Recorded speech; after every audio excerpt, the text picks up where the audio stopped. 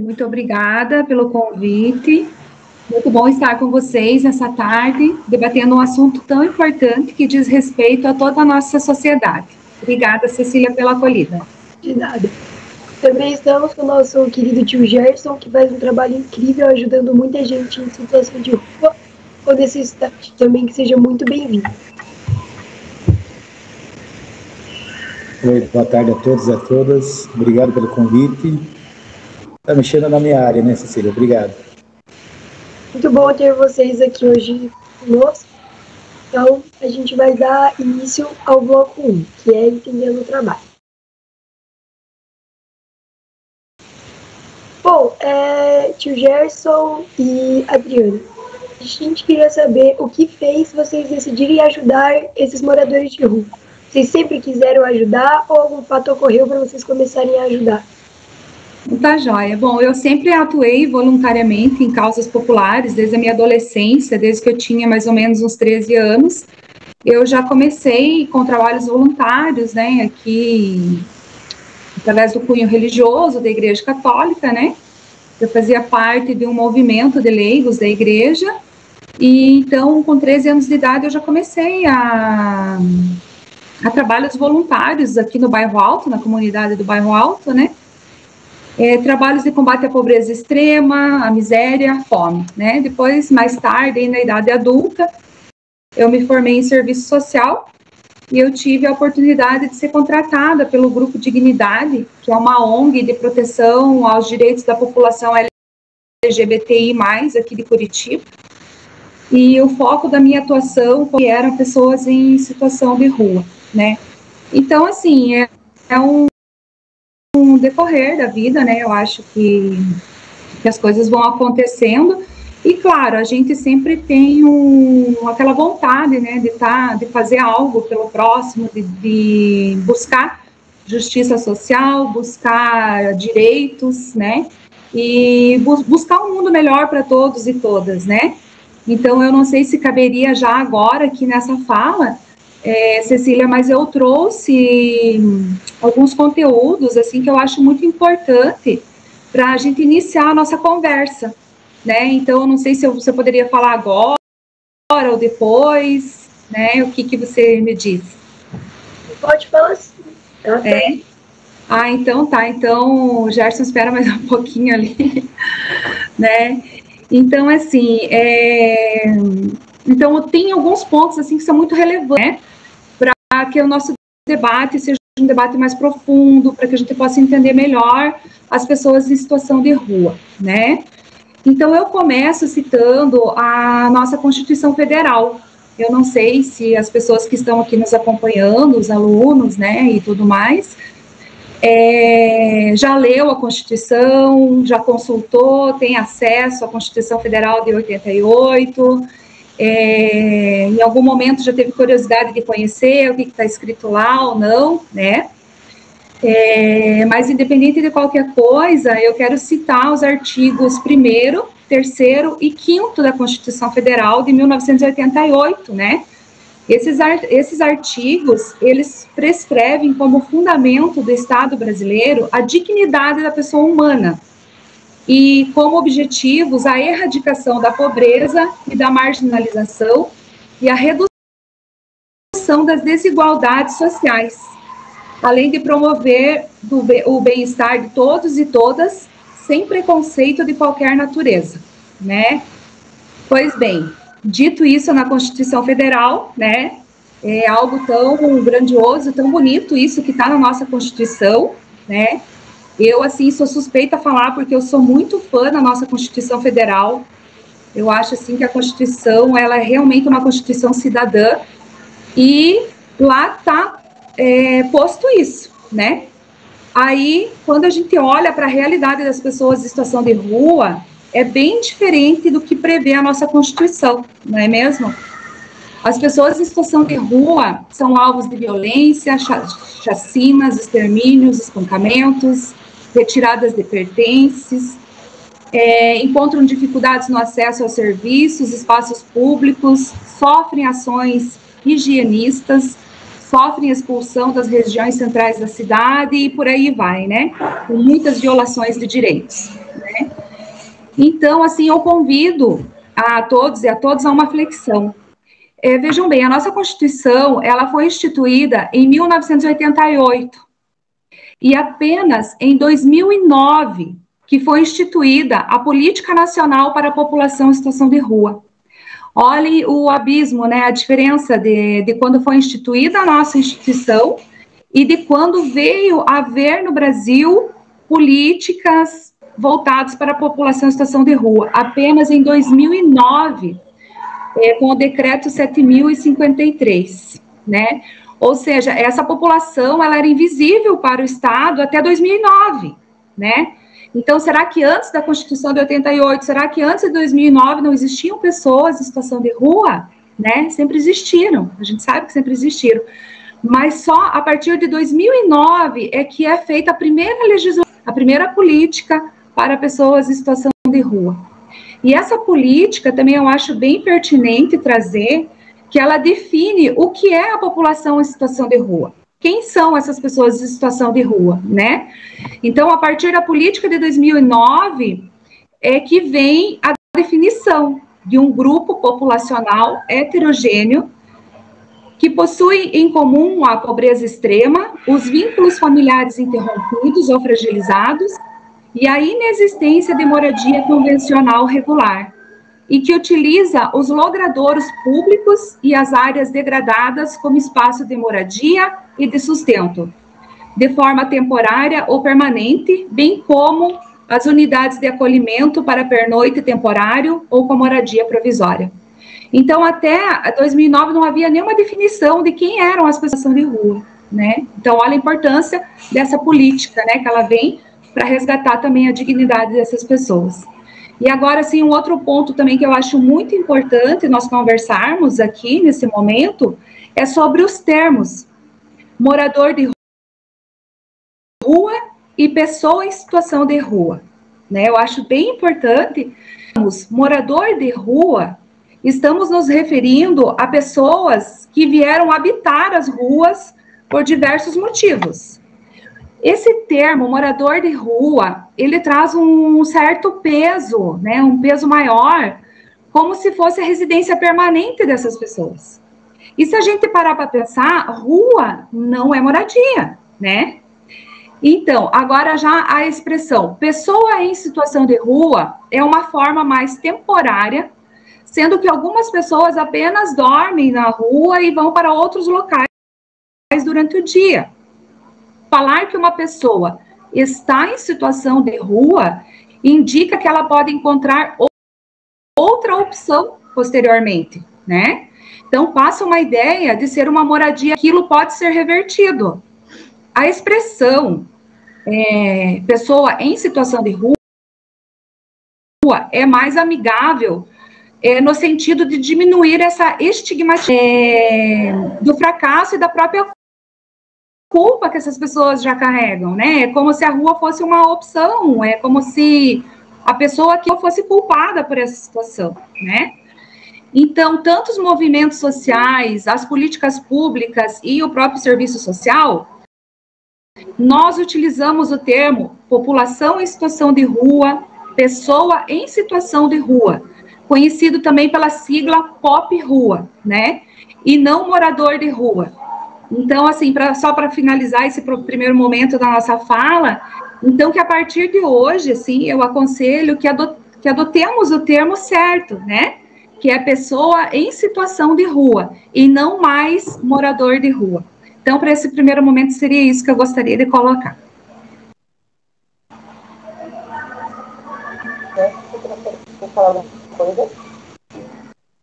Agora eu sempre estava andando pelas ruas, vocês sabem como é que é, andar pela rua, pagar no sinaleiro, vinha aquele pessoal pedir dinheiro, pedir... Aí veio um senhor, e aquilo me tocou, aquele senhorzinho pedindo dinheiro para se alimentar. Falei, não pode. Esse senhor tinha que estar em casa, tinha que estar acolhido, recebendo sua aposentadoria, tentando trabalhar e está ali pedindo dinheiro para comer. Você sabe que muitos pedem para bebida, para essas coisas, drogas. Mas aqui ele estava pedindo para comer, mas eu parei no carro, sempre ando com um pacote de bolacha, alguma coisa, um biscoito ali, e dei para ele e conversei com ele. Ele falou que ele veio de outra cidade tentar a sorte para cá, não conseguiu, não deu certo. E quem acolheu, digamos, como assim, a rua. Eu falei, não. Daí eu conversei com minha esposa, falei, não podemos resolver o problema de todos, não temos como resolver o problema de todos, mas pelo menos ajudar um pouco, nós podemos pelo menos matar a fome. E ali começou, eu e minha esposa começou a fazer alimentos e começou a levar para esse pessoal. E até hoje não paramos, já vai para 5, 6 anos e estamos aí. Mas é bem complicado, como a doutora falou ali mesmo. Teve algum caso que marcou mais vocês? Como, por exemplo, a história de um morador? Teve sim. Tem um até que eu fiz uma filmagem para tentar ver se achava a família dele, morava em São Paulo. Seu Carlos tinha 58 anos, se não me engano. E eu tinha dificuldade para andar, até que eu puxava o carrinho para juntar as latinhas, papelão, para poder vender e fazer a alimentação durante a noite. E a cadeira de roda andava junto com ele. Cansava, ele tinha que usar a cadeira de roda. Não é que ele necessitava totalmente da cadeira, mas ele precisava.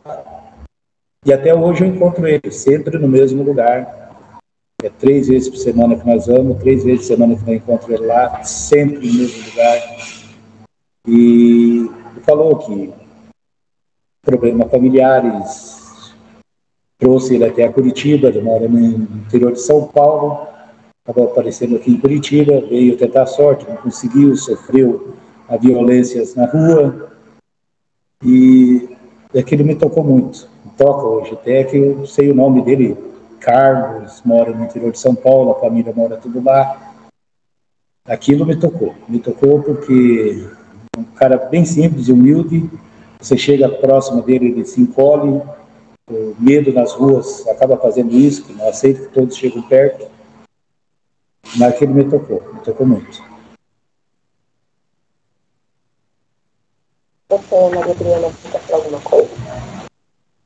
Assim, né, sobre histórias, né, que marcam a vida da gente, né, nossa, são inúmeras histórias, né, eu tenho 2 delas, assim, que me marcam e marcam muito até hoje, né, porque eu continuo tentando achar saídas, né, nós continuamos tentando achar saídas para essas 2 pessoas, que são 2 senhoras, né, são 2 mulheres trans que se encontram em situação de rua aqui em Curitiba. Uma delas é auxiliar de enfermagem e por puro preconceito, violência familiar, discriminação da sua família e da sociedade,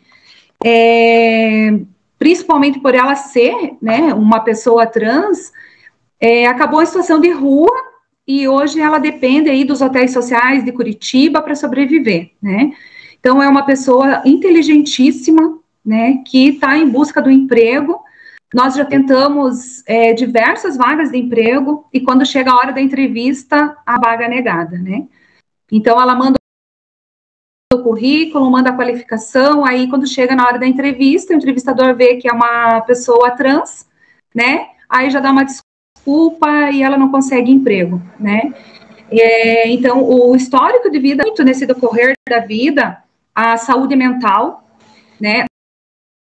Hoje ela faz tratamentos com muitos remédios controlados, né? Então a gente vê que isso tem agravado a cada vez mais, né? Quanto mais ela se encontra em situação de rua, quanto mais negativas, falta de emprego, apoio e tudo mais compromete a saúde mental dela, tendo que tomar remédios controlados e tudo mais, né? Outra senhora que marcou muito também, precisou dizer o nome dela, né? Que é a Victoria, né? Então ela é uma senhora, uma mulher trans também, cubana, né? Então, ela é enfermeira, ela saiu de Cuba para uma missão humanitária na Venezuela e ela acabou entrando no Brasil, né, assim como o Gerson falou também, né, na esperança de uma vida melhor, né, que geralmente é isso que acontece com os migrantes, né. Então, e desde então que ela entrou no Brasil, ela vive em situação de rua, né.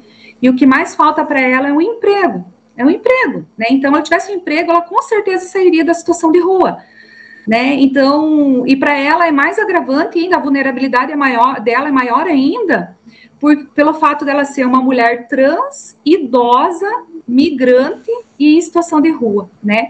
Então, quando a gente pensa assim, em pessoas em situação de rua, já é uma população extremamente vulnerável, né? Aí além de estar em situação de rua e ser extremamente vulnerável, ainda tem mais essa questão de ser trans, de ser migrante, de ser idosa, né?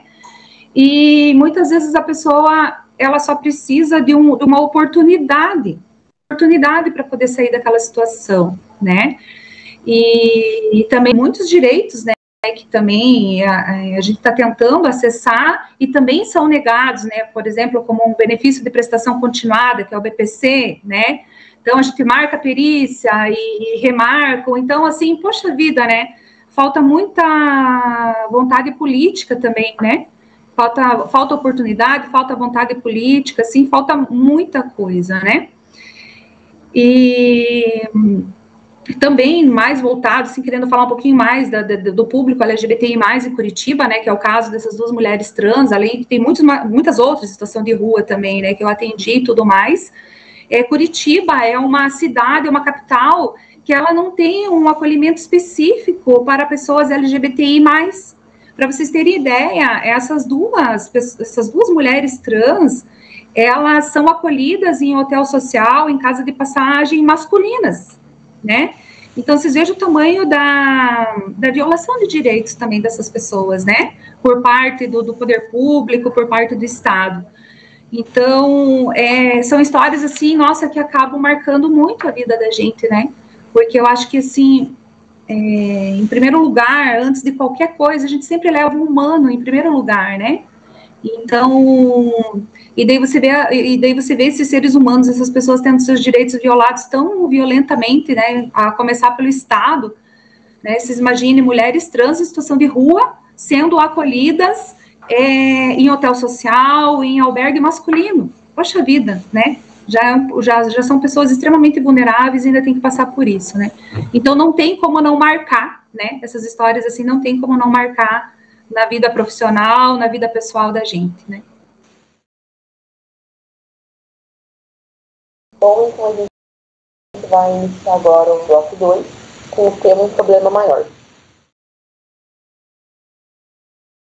Bom, de acordo com alguns dados do Observatório Brasileiro de Políticas Públicas, em dezembro de 2021 eram aproximadamente 158.191 pessoas vivendo nas ruas do Brasil. Quais fatores vocês acham que são os principais motivos de ter tantas pessoas nas ruas? Bom, eu trouxe uns dados, eu vi que vocês pegaram de uma outra fonte, mas eu trouxe dados do IPEA, os últimos dados que saiu do IPEA, né, do Instituto de Pesquisa Econômica Aplicada. Então, os dados do IPEA, eles nos trazem que aproximadamente 222 mil de rua no Brasil. E eu trouxe também um pouquinho aqui de Curitiba, né, onde a nossa prefeitura, ela estima que quase 2.700 pessoas estão vivendo em situação de rua aqui na nossa cidade, né? As entidades e instituições que desenvolvem atividades de assistência a pessoas em situação de rua estimam que Curitiba já tenha superado a marca de 5.000 pessoas em situação de rua, né? Principalmente após os impactos da pandemia da Covid-19. Então, se a gente parar para pensar no tamanho de Curitiba, na população de Curitiba, 5.000 pessoas em situação de rua é muito grave, né? É muita coisa, né? E os motivos que levam à rua são muitos, né? Como, por exemplo, a ausência de vínculos familiares, perda de algum ente querido, desemprego, principalmente. Inclusive com o aumento do desemprego no Brasil, com o agravamento da situação econômica e social, devido também à pandemia da Covid-19, hoje nós estamos tendo um outro rosto também da população em situação de rua. Nós temos visto muitas famílias inteiras em situação de rua, né? Então, sem emprego, o pai, a mãe de família não consegue pagar um aluguel. A gente sabe que é impossível, né? E nem sempre é possível construir um barraquinho, alguma coisa, uma ocupação. É muito difícil. A gente sabe como que é essa realidade, né? Então, não conseguindo pagar um aluguel, a consequência é a situação de rua para toda a família, né? Então, na rua, além da carência de recursos, a família enfrenta um problema comum às pessoas em situação de rua, que é a exclusão social, gente. Isso é muito sério, né? E, um dos motivos também, a violência familiar, também leva muitas pessoas à situação de rua, muitas. Eu conheci um menino de 13 anos em situação de rua, que me disse que era melhor ficar na rua do que viver com a família dele, gente. Né? Segundo ele, na rua, ele não sofria tanta violência. Olha só, gente. Né? Olha, nossa, o coração, assim, chega a querer parar nessa hora, assim, né? Ele disse que é melhor ficar na rua do que com a sua família, né? Segundo ele, na rua, ele não sofria tanta violência como em casa. E também, na rua, ele não passava fome, porque na casa dele não havia o que comer. Na rua, pelo menos, ele conseguia comer todos os dias, né? Então, assim, nossa, que é algo muito triste, assim, para uma sociedade, né? Outro motivo também é a perda da autoestima das pessoas, o alcoolismo, o uso de drogas, doença mental, também levam muitas pessoas à situação de rua. Mas dentre todos esses motivos que eu trouxe aqui, os 3 principais que levam as pessoas à situação de rua são, em primeiro lugar, os conflitos familiares, tá, em 40,9%, a perda de trabalho, né, o desemprego, 25%, e a dependência de drogas ilícitas em 25%. E no caso da população LGBTI+, segundo uma pesquisa realizada pela Prefeitura de São Paulo, em 2016, a família é o fator de exclusão dessas pessoas, né? Então, eles sofrem também tanta violência na família, tanto preconceito, tanta discriminação, que acabam em situação de rua. Verdade. Antes da pandemia, quando eu saía para entregar as quentinhas, marmitas, canqueiro, era uma quantidade X. Após a pandemia, ela dobrou. Ela dobrou e dobrou muito. E não foi só a pandemia também, mas a perda de emprego, especialmente na área de restaurante e lanchonetes, muitos perderam emprego. Fecharam, perderam emprego. Então, isso foi um momento muito grande na situação de rua. E como a doutora falou, droga leva para a rua, família leva para a rua. Eu encontrei ali, como a doutora falou ali, eu encontrei o pai, a mãe e o filho, os 3 morando na rua, situação de rua, os 3. Encontrei um casal de jovens, porque as 2 famílias não aceitavam os 2. Foram para a rua. Encontrei um rapaz, por causa das drogas, a família fechou a porta.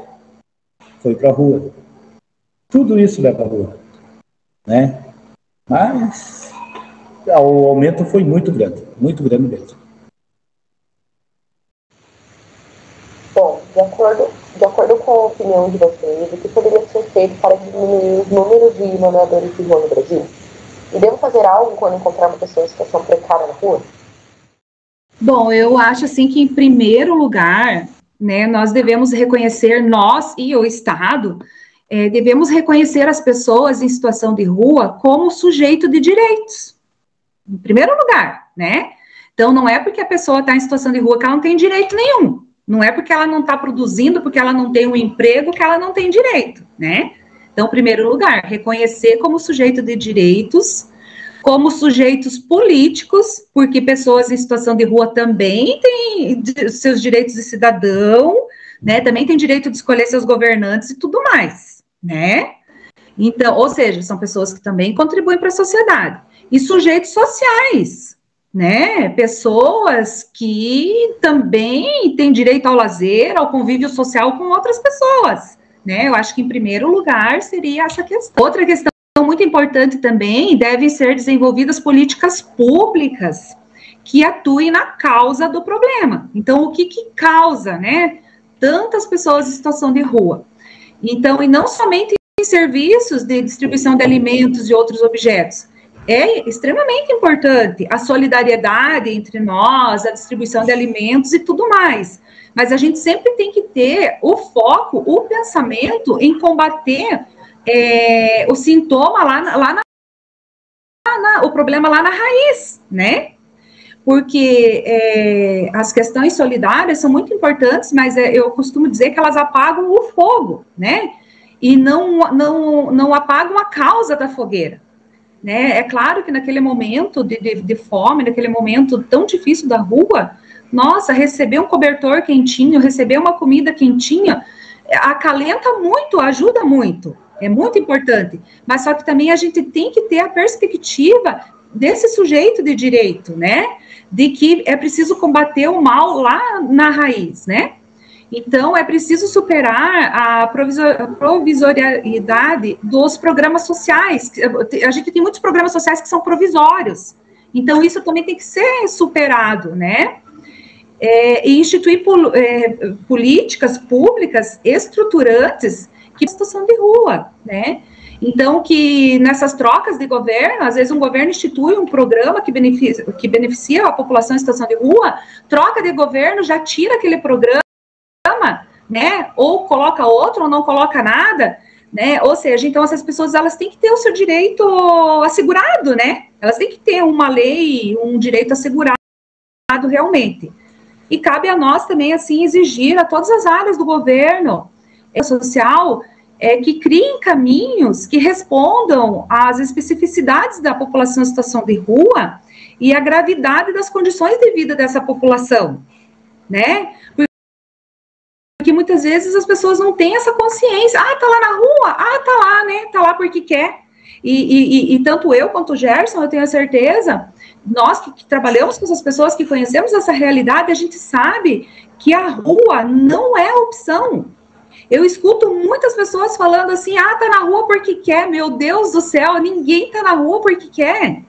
A gente tem que começar a entender que rua não é opção. Rua é consequência de algo, né? Então, eu acho que também a gente tem que entender muito, tem que ter muito claro isso, que ninguém tá na rua porque quer. Rua não é opção, rua é consequência, né? E é preciso que a gente combata com muita força, realmente, o estigma, o preconceito que essas pessoas sofrem, né?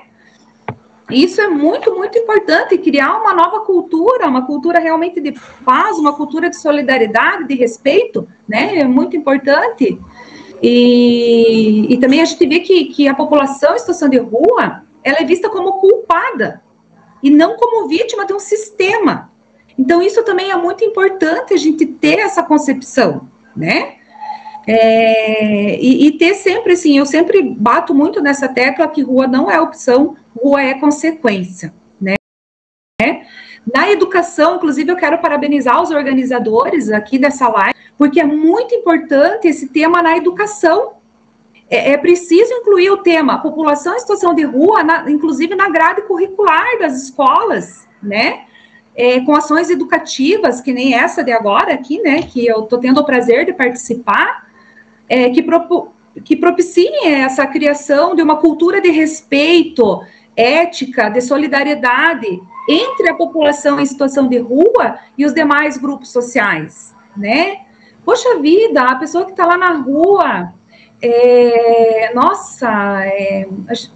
eu vejo assim, que as pessoas têm um olhar tão distante dessas pessoas, muitas pessoas têm medo de cumprimentar, medo de olhar para essas pessoas, né? E ali tem pessoas que trazem tantas bagagens de vida riquíssimas. Eu costumo dizer que tem muitas pessoas em situação de rua que são extremamente ricas de humanidade, ricas de conhecimento, sabe? E às vezes a gente passa tão longe, passa com tanto medo dessas pessoas, né? Então, que a gente possa desconstruir essas coisas, assim, né? Que a gente possa desconstruir esses estigmas, esses preconceitos que existem, né? E é importante destacar também que muitas pessoas que estão em situação de rua, elas mesmas relatam que a porta de saída das ruas para elas é um emprego, né? Elas almejam ter aí um emprego fixo. 48% dessas pessoas almejam ter um emprego fixo e 18% elas visam ter uma moradia permanente, né? E sobre o que fazer quando encontrar uma pessoa em situação precária na rua, né? Nossa, eu adorei aqui essa pergunta, porque é uma pergunta super importante, né? Porque às vezes você vê realmente uma pessoa assim, em risco, até de vida, às vezes, na rua, que nem às vezes nas noites de frio, né?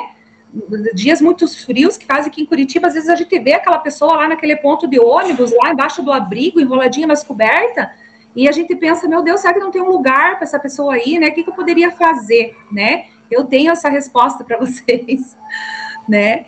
Bom, assim, mas a primeira coisa, agir sempre de forma respeitosa e humanizada, né? É o primeiro passo. E em Curitiba existe o serviço especializado de abordagem social, que pode ser acionado através da ligação para a Central 156, que é a equipe de abordagem do resgate social, né?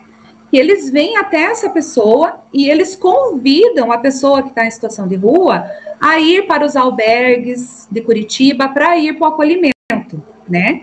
A gente sabe que muitas pessoas que às vezes estão em situação de rua não iam para os albergues de Curitiba.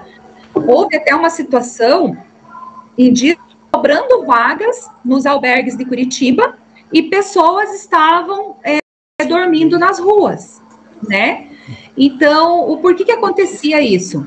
Porque muitas pessoas em situação de rua, elas têm os seus animaizinhos, elas têm os seus pets, né? Lá o seu gatinho, o seu cachorrinho, e elas falavam assim, não, se for para eu ir lá para o albergue, se for para eu ir para o acolhimento e não levar o meu pet, eu não vou, eu vou ficar aqui na rua, né? Então, não é verdade, Gerson? É verdade. Então você vê como que é sério, né? E que amor, né, que eles têm com o seu pet, assim, eles cuidam do pet, assim, nossa, que é uma coisa linda de ver. Enfim, aí aí em conversa com a prefeitura e tudo mais, o que a gente chegou à conclusão? Vamos achar um espaço para que eles possam levar os seus pets junto, né? Então, já tem, assim, albergues aqui em Curitiba que aceitam a pessoa lá em situação de rua junto com o seu pet. E, mediante isso, aumentou mais a adesão das pessoas para o acolhimento, né? Então, quando a gente encontrar aí uma pessoa em situação de rua e tudo mais, e tiver numa situação meio precária, na situação precária, entrar em contato com 156. Às vezes tem pessoa que está em situação de rua que ela vem de outro estado, ela vem de outra cidade para cá, e ela não sabe que pode acessar esse 156, né? Ela não tem essa informação. Então, cabe a nós também, né, tá passando essa informação. A pessoa também, ela pode ser orientada a procurar, isso aqui é bem importante, a Central de Encaminhamento Social 24 horas aqui de... O SES, ele é uma porta de acesso ao acolhimento aí nos centros POP, nos hotéis sociais, nas casas de passagem. E esse centro de encaminhamento social, ele também oferece serviços socioassistenciais, como, por exemplo, acesso à documentação civil, aos benefícios sociais, programas de transferência e tudo mais. Essa central, ela fica ali na Francisco Torres, número 500. Né? Então, até quando eu tiver a oportunidade de divulgar, é bom divulgar, né? Porque, como eu falei, as pessoas, às vezes, elas vêm de outra cidade, vêm de outro estado e não sabem que tem essas coisas em Curitiba, né? Então, é bom a gente falar. E o 156 é tudo ali para você pedir o resgate social, né? Enfim, o povo de rua, ele clama por respeito. Respeito aos seus direitos, respeito por espaço, respeito por seus corpos, né? Às vezes a gente vê reportagens, né, de pessoas em situação de rua que foram incendiadas, né? Puxa vida, nossa, é muito triste, né? E o respeito pelo ser humano, né? Eu acho que, em primeiro lugar, respeitar o ser humano, independente da condição que ele esteja, né? E eu acho que seria isso, a princípio, assim, né, na nossa conversa, e estou aqui à disposição às perguntas e tudo mais. sei lá, muitos me perguntam, tio, mas tantos terrenos vazios, por que não construir casas e colocar eles lá dentro? Aí entra o Estado. Não adianta você colocar aquele morador lá dentro daquela casa se você não dá um emprego para ele, não trazer ele para a sociedade, ele não vai conseguir manter. Aí sempre vai ter um esperto ou outro, vai acabar adquirindo um preço que ele aceita ali e vai voltar para a rua de novo. Então, se o Estado não trazer ele para a sociedade de novo, dar uma dignidade de um emprego para ele se manter, não tem como dar um terreno, uma casa para ele. Ele vai perder, ele vai voltar para a rua. Né? Então, o Estado e nós podemos ajudar isso daí, trazendo ele de volta para a sociedade. É isso aí. Prof, eu tenho que ir. Bom, então agora a gente vai abrir agora para as perguntas dos espectadores do YouTube.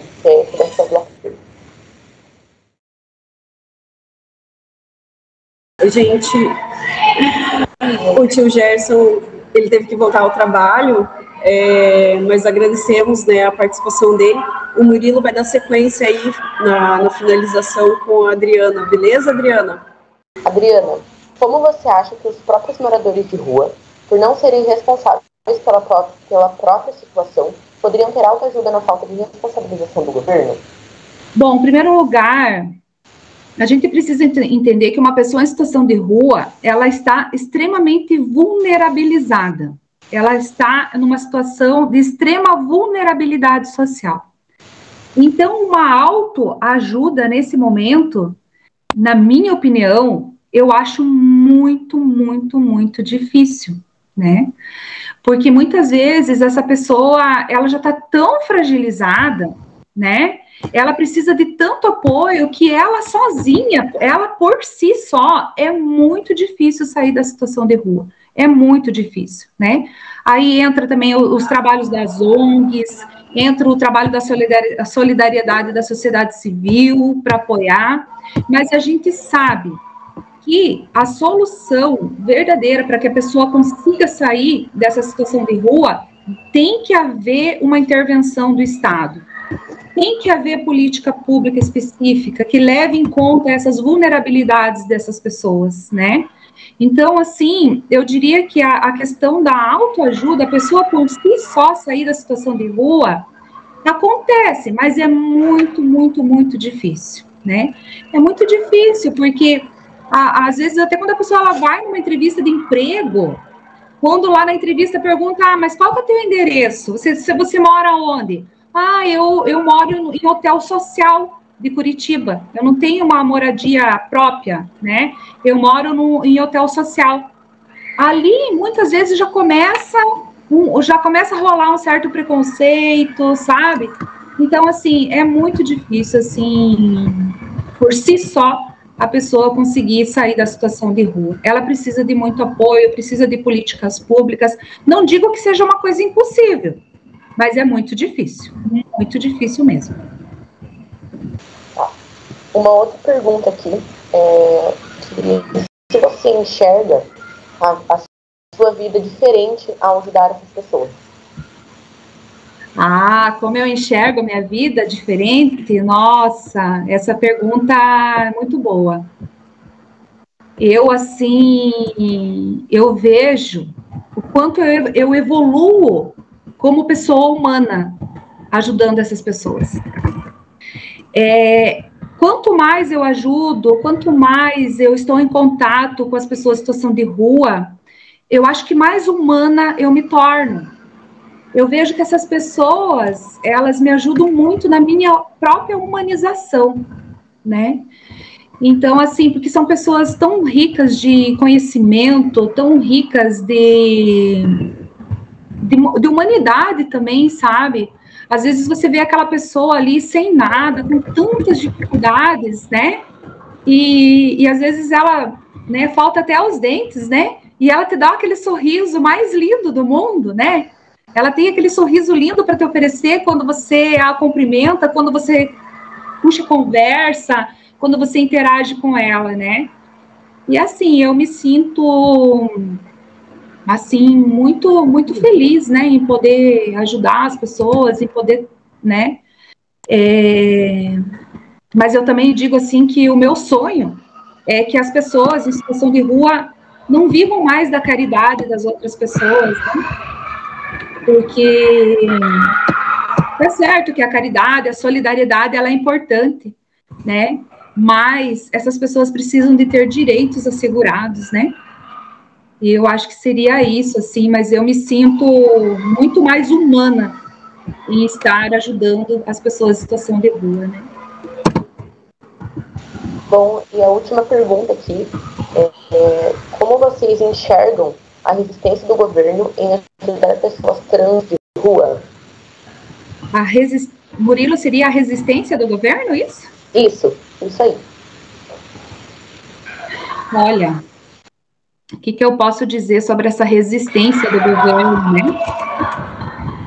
Eu acho, sim, algo terrível, né? Porque a nossa sociedade, infelizmente, para a sociedade que a gente vive, para o sistema que a gente vive, ele só aceita um padrão de pessoas, né?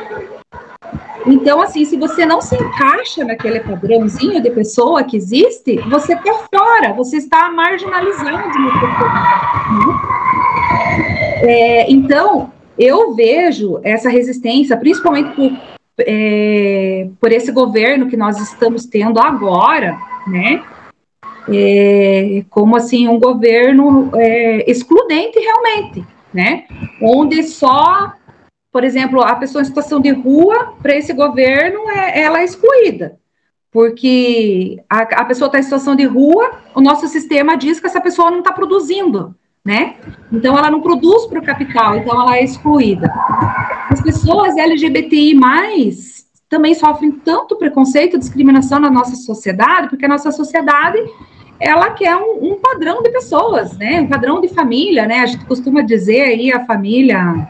propaganda do comercial de margarina lá, né, o homem, a mulher, aquela família perfeita, né, tal, né, e também são pessoas que acabam sofrendo muita exclusão da nossa sociedade, né, então, a gente precisa entender que todos somos pessoas humanas e que todas as pessoas na nossa sociedade têm direitos, né, todas as pessoas têm direitos, têm direito à cidadania, direito a ter direitos, e que todas as pessoas precisam ser respeitadas, seja em qual condição for, né? E em qual situação que seja também, né? Também para as pessoas LGBTI+, também, nossa, a gente precisa de muitas políticas públicas também, muitas políticas públicas, né? Principalmente para a pessoa LGBTI+, que está em situação de rua, que ela é muito mais vulnerável ainda, né, do que as outras pessoas, né? Então, também a gente precisa de muitas políticas públicas, políticas de proteção, de direitos assegurados, né? Então, ainda há muito que se construir ainda, né? Então, no Brasil, muitos direitos já foram conquistados, mas ainda tem muitas coisas a conquistar. E eu vejo, assim, Murilo, que o caminho também é a educação, né? A gente precisa discutir nas escolas, como eu já falei, colocar na grade curricular, pessoas em situação de rua. Precisa também discutir muito nas escolas a questão de gênero, né?